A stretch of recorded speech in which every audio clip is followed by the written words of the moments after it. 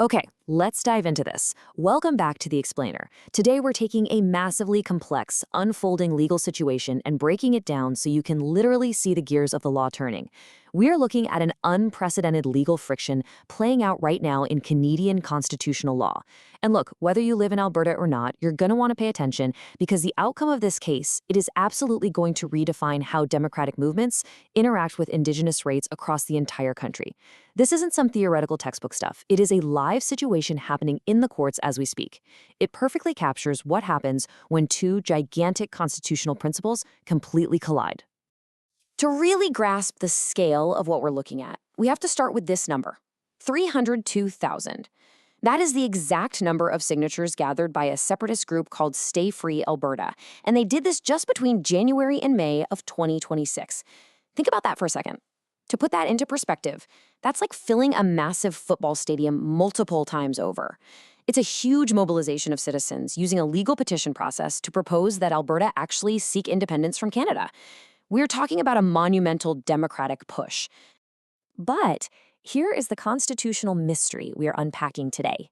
Why on earth did a judge just block the counting of those 302,000 signatures?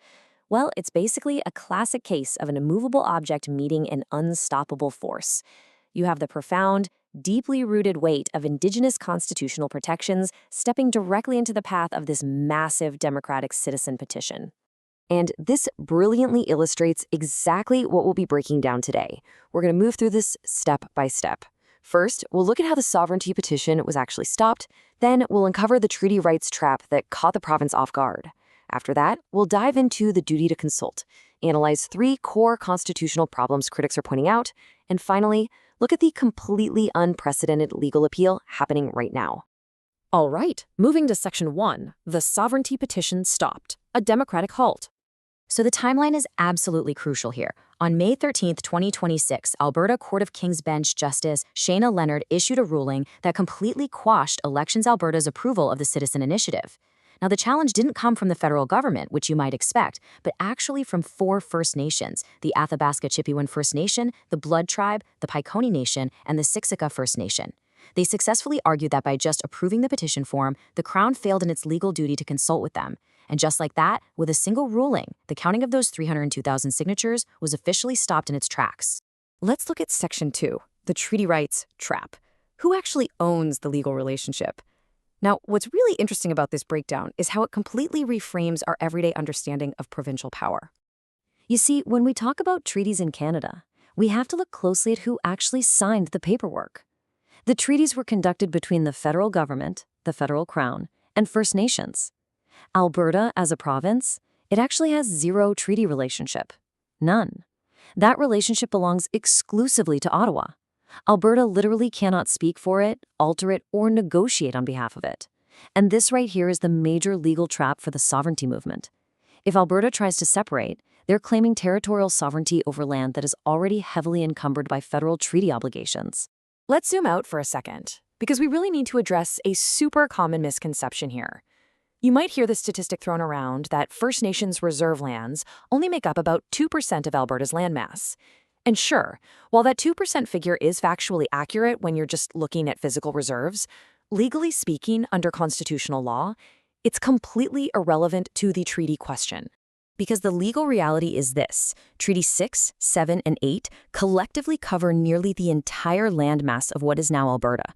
We're not just talking about reserve lands. The treaties govern deeply embedded rights like hunting, fishing, trapping, and peaceful coexistence across the full treaty territory. That is virtually all of Alberta. So a ruling that says secession impacts treaty rights, that creates a continent-sized legal hurdle for any provincial push for independence. Which brings us to Section 3, the duty to consult, a constitutional test. Justice Leonard utilized a very specific, powerful legal doctrine to make her ruling. It's called the duty to consult. This is based on a landmark Supreme Court case known as Haida Nation. Basically, this duty requires the Crown to consult with Indigenous peoples whenever it has knowledge of potential treaty rights and is contemplating conduct that might adversely affect those rights. So, how did the judge apply this here? Well, in her ruling, Justice Leonard stated that, strictly as a matter of logic and common sense, Alberta secession would absolutely impact Treaties 7 and 8. But this is exactly where the province's lawyers completely disagree. Think about the real-world sequence of events here. First, you have a citizen petition. If that succeeds, it might lead to a referendum. A successful referendum might lead to secession negotiations, which might, eventually, way down the line, lead to actual separation. The provincial lawyers argued it was entirely premature to trigger a massive constitutional duty to consult at step 1, which is literally just the collection of signatures. Why? Because the government isn't actually taking any concrete action yet to alter land or take Alberta out of Canada. In court, this legal friction was grounded in reality with a really powerful analogy. They said requiring consultation just to approve a petition form is like asking a chief before speaking to your MLA. It's a striking comparison, right? It really highlights the intense, almost absurd friction of demanding a formal Crown consultation before a simple political discussion among private citizens is even legally allowed to commence. Okay, moving to Section 4, 3 core constitutional problems. Let's analyze the fault lines. So, the crucial point is, legal experts and the appellants are pointing out some incredibly serious structural arguments that challenge the basic mechanics of this judge's ruling. We're going to look at 3 exact constitutional problems being raised right now: that the trigger was applied way too early, that it effectively grants a veto over democratic expression, and that it dangerously conflates Crown obligations with private citizens' rights. Problem number 1, collapsing the sequence. Appellants argue the duty to consult has always applied to specific Crown decisions that directly harm treaty rights. Things like allocating a resource or physically altering land. Approving a petition form doesn't do that. It just enables democratic speech.